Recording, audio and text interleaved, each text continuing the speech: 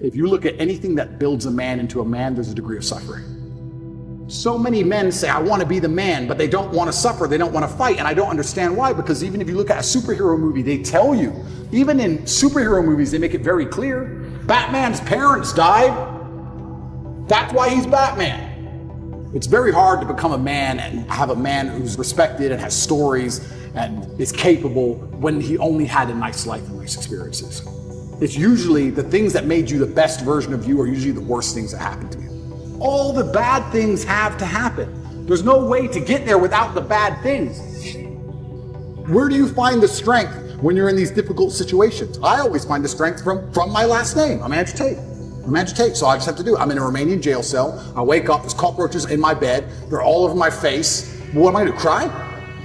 Am I gonna go and sign a piece of paper and say I'm guilty? I'm gonna sell my brother out? No, I'm gonna kick the cockroaches off my mouth. I'm gonna do some push-ups, because I'm Andrew Tate. When shit really gets hard, honor and courage and bravery and your last name is all you've ever had. Especially with men, none of them are bestowed with the things that the masculine essence needs to be a good man. You need pride, you need honor. Matrix Media, they say, why did you get so big? Because I'm telling the truth. I'm telling the truth, which every man knows is intrinsically true in his heart, because God has instilled him with a basic degree of morality of right and wrong. I'm saying things to a 17-year-old boy and he's going, he makes sense. I get it. Everything I was told so far just didn't quite click, but this does. And that's what they're so scared of. I was talking about this the other day. I was talking about how I have a pet peeve, and one of my pet peeves is painkillers. And I was being typical me, and I was going over the top. And I was discussing with this guy. This guy said, have you got any aspirin? I said, there's no aspirin in my house. And he said, why? I said, brother, you are not facing 1% of the life difficulties I am facing. Think about it. No government's trying to lock you up. The Matrix isn't after you. They're not trying to frame you. Nobody wants you dead. When God finally gives you a tiny headache, to give you something to show you're half a man, a little bit of resilience, you pussy out and take an aspirin. Can't you just have a headache? Just have a headache. And not only just have a headache and don't mention it, because I don't care. So don't even talk about it. Nobody needs to know. What do you want? Do you want therapy? You want sympathy? Nobody cares you have a headache. Shut up. Like nearly any problem on earth, whether it's men's mental health, whether it's women's mental health, no matter what it is, whether it's crime, no matter what it is, how do you fix the problem? By building men of caliber, by building men of capability and status and honor and dignity, and by building men of ability to be good standing citizens who are respected by their peers. All of it comes back to improving men. All of it. Every single problem you can possibly name, it comes back to building strong men of capability who are respected. That's all. It's the baseline of humanity. Men always has been the baseline of humanity. And that's why nearly every problem we can name, all of them are in a direct negative correlation with masculinity. As masculinity plummets, all this garbage is going up through the roof. Is that a coincidence? Absolutely not, really not. It's you can literally see it with a graph, and you can see it happening. Saving the way men think and operate, growing a new generation of men who understand they have duty to themselves, their last name, and God, literally saves the world. All of it. Women respect men who stick by their principles and their beliefs, and the principles and beliefs of a man are always to do what he is supposed to do regardless of how he feels. You must train when you don't feel like training, you must protect when you don't feel like protecting. You must be a good man, and when you're actually a truly good man and a high value man, this is something I absolutely realized in jail.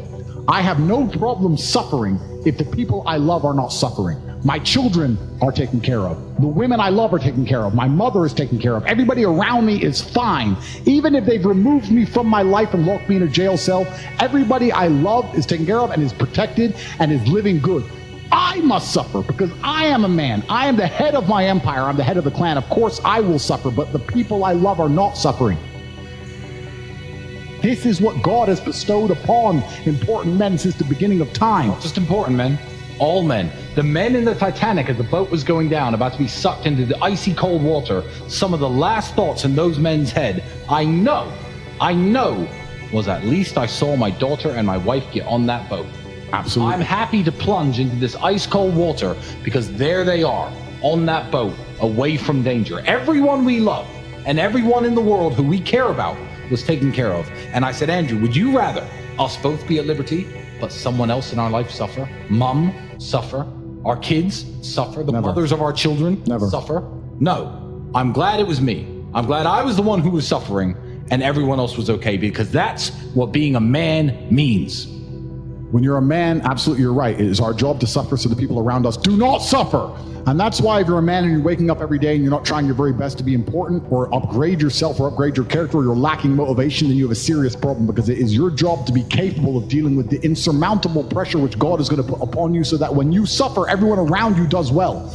Our lives are set up that even if they throw us in a dungeon today, everybody we love will be okay forever.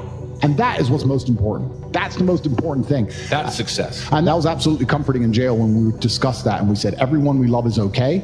You and I just have to make it through this. And that's absolutely and utterly comforting. And if you're a man sitting at home right now, you need to sit and say, okay, if they plucked me from my life, if they picked me up and threw me in a room and locked me in a jail cell, Which can happen. which can happen to anybody, especially as they continue these matrix attacks on masculinity as a whole, would your wife have a roof over her head? Would your children eat?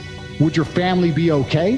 Think about these things. This is what you're working for. You're not working to make money so you can buy a Lamborghini. You're working to make money, and you're thinking outside of the box, and you're becoming your best version of yourself, so all the people around you will always be okay no matter what happens. It is your job as a man to suffer. And we did our job fantastically, absolutely and utterly, as we should. We always will. And we always will. And everybody around us was okay. And that is extremely comforting in times of hardship, because we're built for suffering. We were absolutely not built for suffering. No matter how close I came to crying inside of that jail cell, I knew all the people around me were safe and all the people around me could eat. And that's all I cared about. I used my phone calls. When I would call other people and they were asking me how I was, I'd say, we don't want to talk about me. How are you? Are you okay? Are you okay with the media pressure?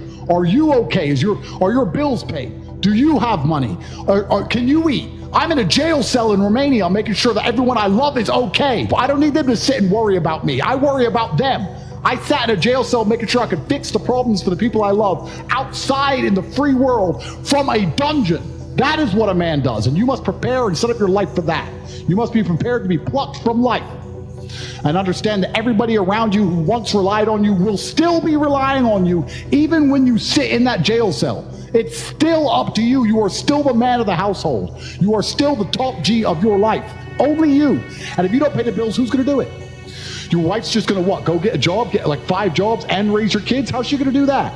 You must be prepared for these things. That is what you're working for. So if you wake up every day as a man and you say, I don't have motivation to become strong, I don't want to work hard and get rich, I don't want to try and become financially free, what you're saying is that the second you disappear from your matrix controlled job, everyone who loves you and respected you and relied on you is going to starve.